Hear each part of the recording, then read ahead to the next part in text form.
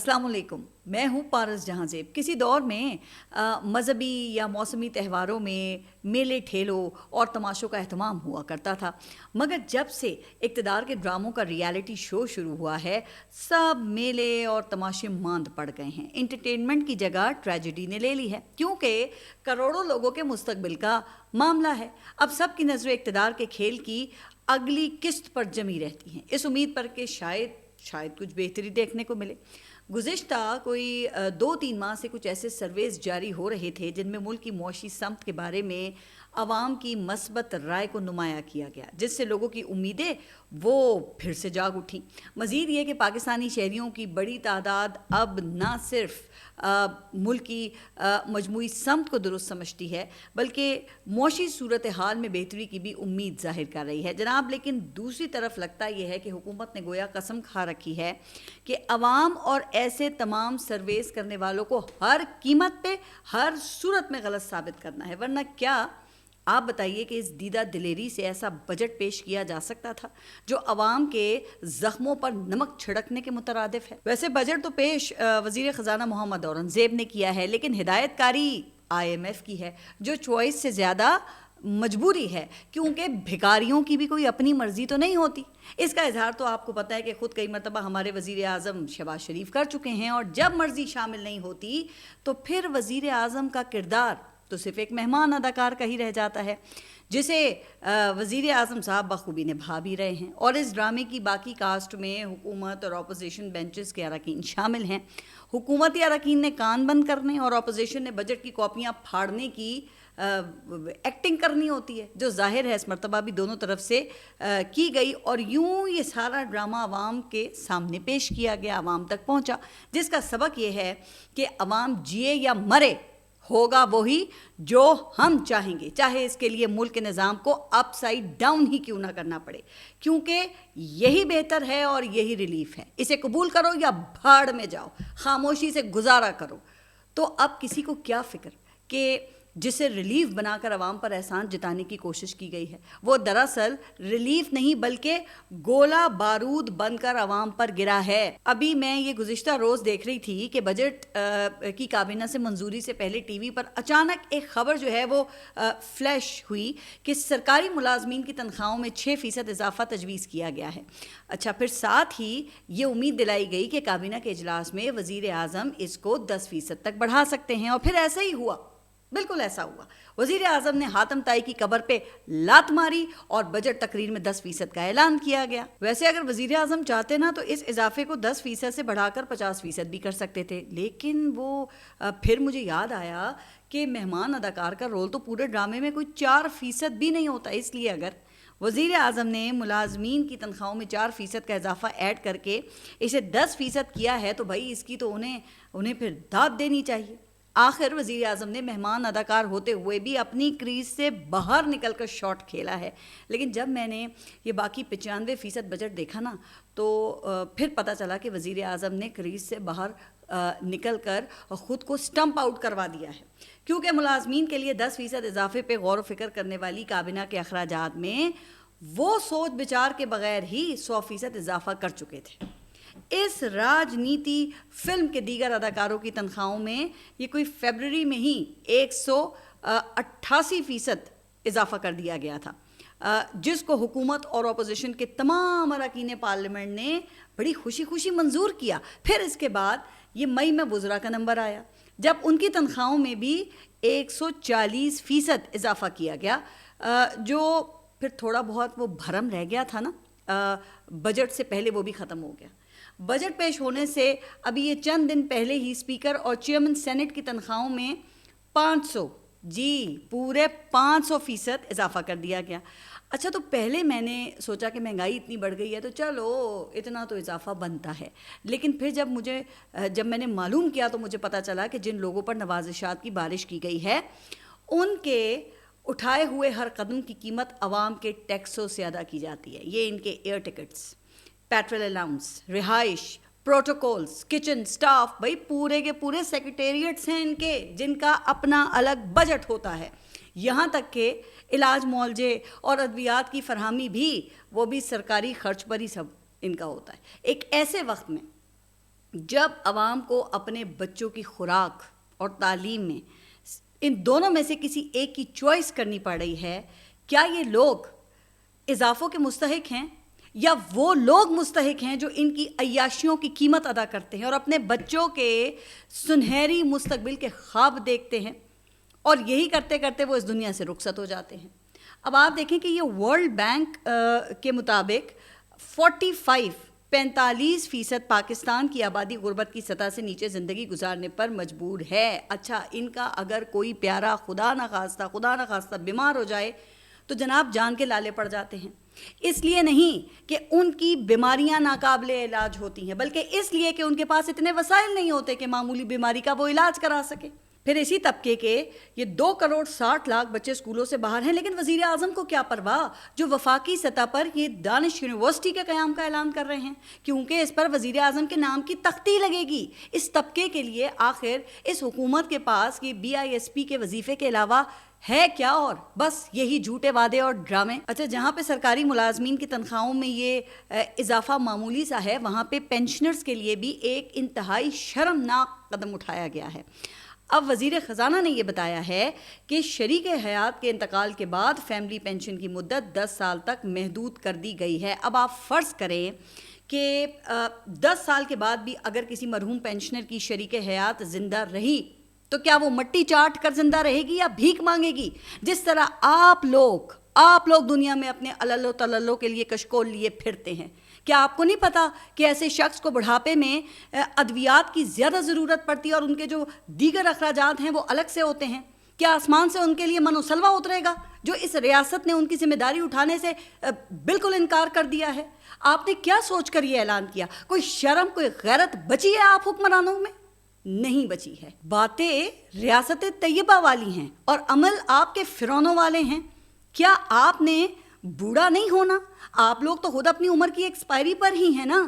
یا آپ نے مرنا نہیں ہے کہ آپ میں اللہ کا خوف ہی ختم ہو گیا ہے؟ اچھا، جو باقی 55% لوگ بچتے ہیں ان کی اکثریت کو حکومت نے ایسے نچوڑا ہے جیسے کوئی ماہر دھوبی گیلے کپڑے کو نچوڑتا ہے۔ اب یہ گزشتہ سال تنخواہ دار طبقے سے حکومت نے 500 ارب سے زائد ٹیکس اکٹھا کیا ہے اور بدلے میں کیا دیا؟ ریکارڈ مہنگائی، جس نے مڈل کلاس کی قوت خرید کو بالکل ختم کر دیا ہے۔ اب یہ گزشتہ سال 40% مہنگائی ہوئی تو 100 روپے کی جو چیز تھی وہ 140 کو پہنچ گئی۔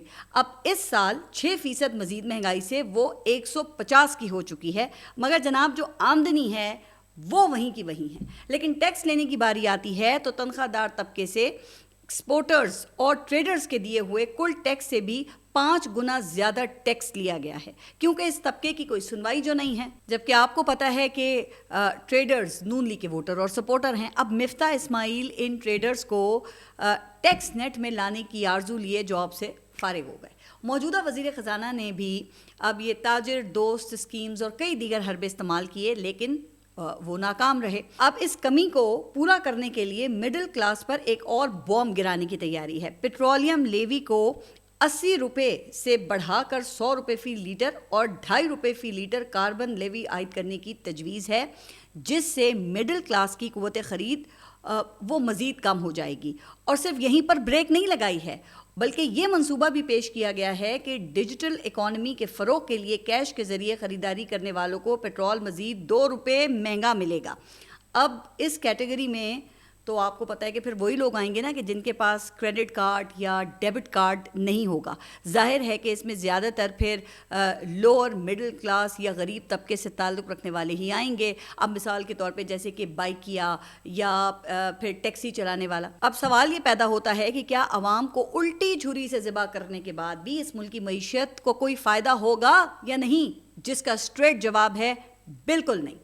لیکن جناب یہاں پہ تاثر تو بڑا ایسا دیا جا رہا ہے کہ جیسے اگر موجودہ حکمران جو ہیں وہ اقتدار میں نہیں ہوتے تو یہ ملک ڈیفالٹ ہو جاتا، یہاں پہ خانہ جنگی کی نوبت آ جاتی۔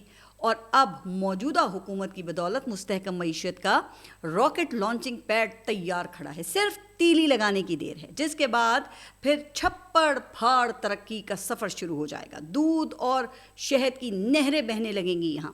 تو سوال ہے نا کہ پھر دیر کس بات کی ہے؟ تو جناب پھر دیر اس بات کی ہے کہ IMF نے حکومت کو دکھانے کے لیے صرف تیلی حوالے کی ہے، ماچس اپنے پاس ہی رکھ لی ہے، کیونکہ IMF کو خدشہ یہ ہے کہ حکومت کا تیار کیا ہوا راکٹ صرف کاغذوں میں تیار ہے اور کاغذ کو آگ لگا کر پھر راکھ ہی حاصل ہوگی۔ اس لیے IMF نے اس حکومت پر صرف ایڈجسٹمنٹس کا بھروسہ کیا ہے۔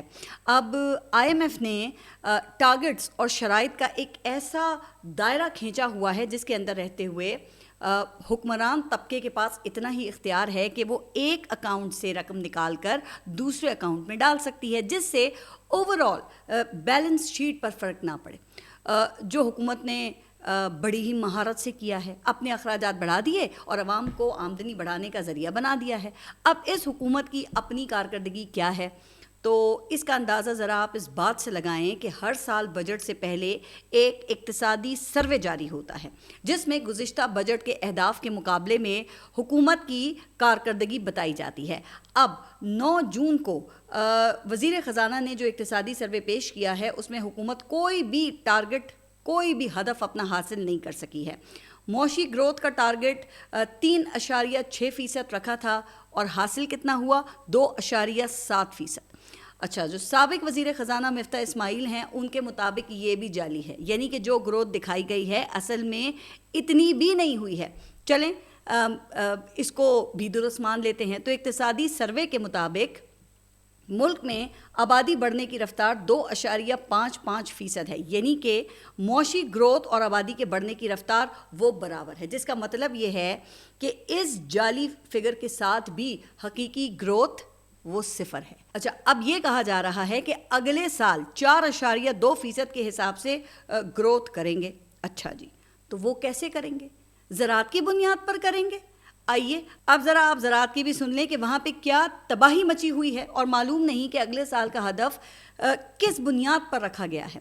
اس سال زراعت میں صرف یہ 0.56% ترقی ہوئی ہے، حالانکہ سارا سال ہمیں یہ کسان پیکیج اور وہ کسان کارڈ کے اشتہارات دکھائے گئے ہیں، لیکن نتیجہ کیا نکلا ہے؟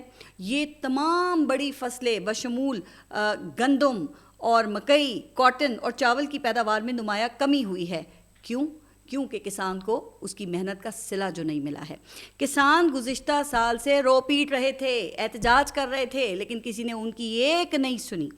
گندم کی فصل 2,000 روپے فی من میں بھی کسی نے نہیں خریدی، حالانکہ یہی گندم 2 سال پہلے 4,000 روپے فی من میں خریدی گئی۔ چلیں اگر کسان کو بھئی اس کا فائدہ نہیں ہوا ہے تو کم از کم عوام کو تو ہونا چاہیے تھا نا۔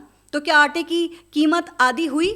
یقیناً نہیں ہوئی۔ تو پھر کم قیمت پر خریدی گئی گندم کا فائدہ آخر کس کو پہنچا؟ ظاہر ہے کہ ان مڈل مین تاجروں اور مالکان کو پہنچا ہے جو اکثر ذخیرہ اندوزی اور اسمگلنگ میں بھی ملوث ہوتے ہیں۔ اچھا، پھر کسان شور کرتے رہے کہ گنے کی سپورٹ پرائس میں اضافہ کیا جائے، لیکن کسانوں کے لیے کوئی اضافہ نہیں ہوا۔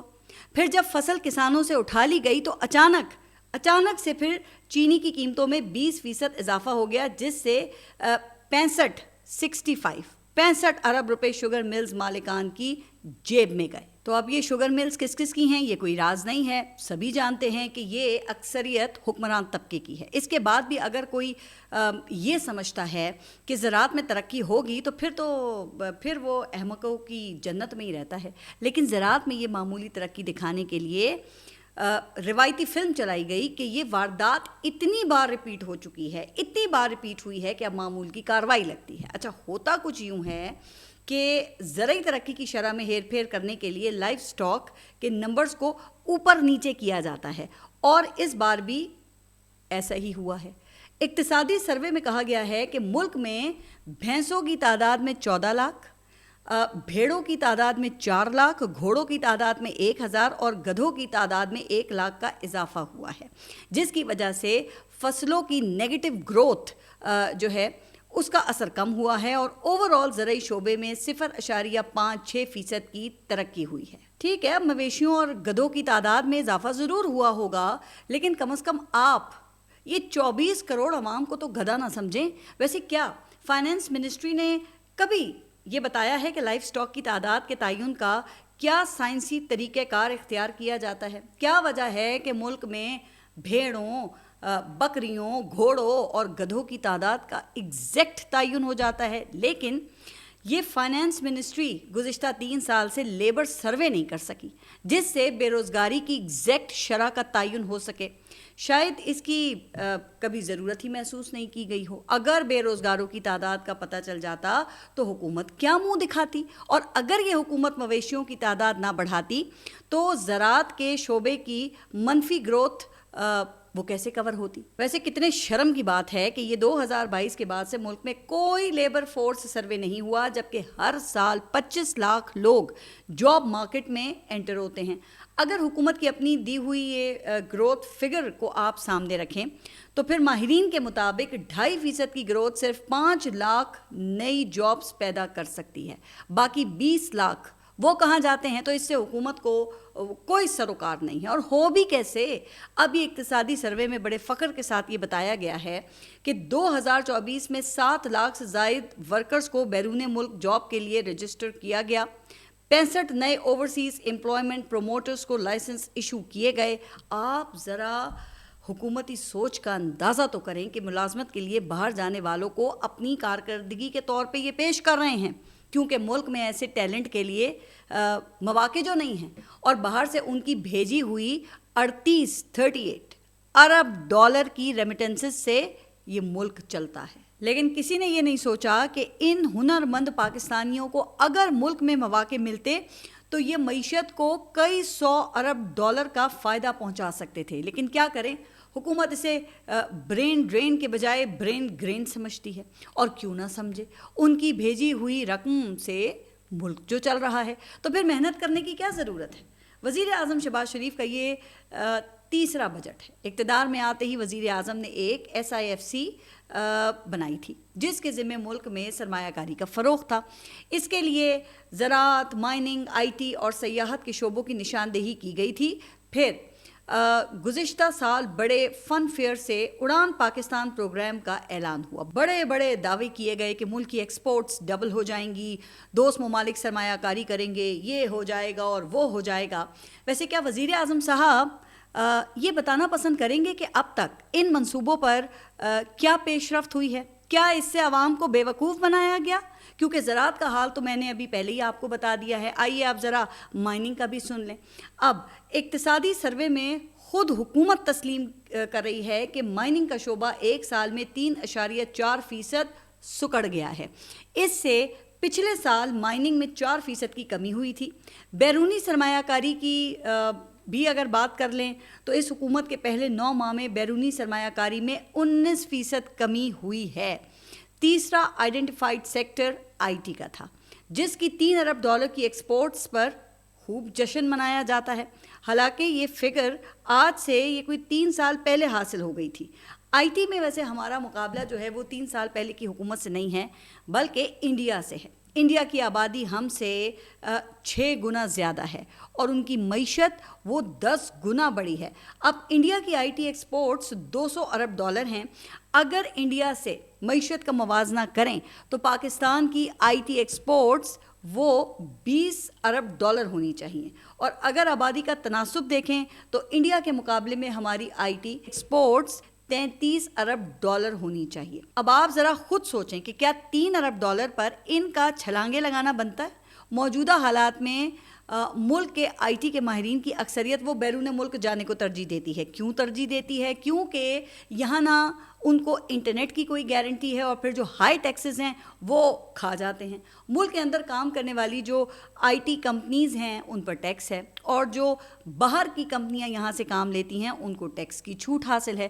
تو آپ بتائیے پھر کہ ایسے میں جو IT ایکسپورٹس ہیں وہ کیسے بڑھیں گی؟ اچھا, اب اس صورتحال میں جب سب کچھ نیچے جا رہا ہے 2 چیزیں وہ مسلسل بڑھ رہی ہیں. ایک طرف حکومت کا اعتماد اور دوسری طرف عوامی بے چینی.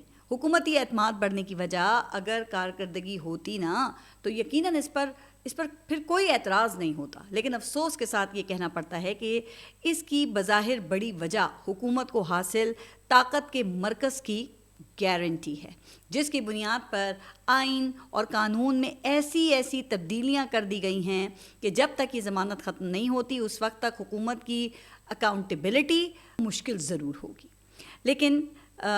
لیکن کیا یہ ضمانت ایسے ہی برقرار رہے گی؟ اس حوالے سے کوئی ٹھوس اور حتمی بات کرنا پھر وہ قیاس آرائی کے زمرے میں آ جائے گا. لیکن جناب 2 بیانات سے ایک مبہم سا راستہ بنتا ہوا دکھائی دیتا ہے. اب بلاول بھٹو نے یہ کہا کہ اگر عدالتیں عمران خان کو ضمانت پر رہا کر دیں تو میں اس کی حمایت کروں گا، مجھے کوئی اعتراض نہیں ہوگا. تو عمران خان کی سزا معطلی کیس کی سماعت سے پہلے حکومت کے اہم اتحادی کے بیان کو نظر انداز تو نہیں کیا جا سکتا. اچھا، دوسرا بیان جو ہے وہ پھر بیرسٹر گوہر کا ہے. اب جن کا کہنا یہ ہے کہ آئندہ عید الفطر پر ہر صورت عمران خان ہمارے ساتھ ہوں گے. تو اب اگلی عید الفطر میں تو تقریباً کوئی 10 ماہ باقی ہیں. اس دوران GHQ حملہ کیس کا فیصلہ بھی آ جائے گا.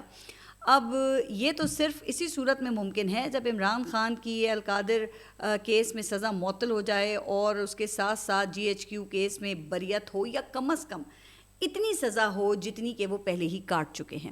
تو اب کیا ہوتا ہے یہ تو اللہ تعالیٰ کی ذات ہی بہتر جانتی ہے، جس کے فیصلے کسی بھی انسانی تدبیر پر حاوی ہوتے ہیں. اچھا، ایک اور خبر یہ کہ آج اسلام آباد ہائی کورٹ میں القادر کیس میں عمران خان اور بشرا بی بی کی سزا معطلی کی اپیلوں پر سماعت ہونا تھی، لیکن ایک جج کے رخصت ہونے کی وجہ سے سماعت نہیں ہو سکی ہے، حالانکہ ہائی کورٹ کی کاز لسٹ میں کیس شامل تھا.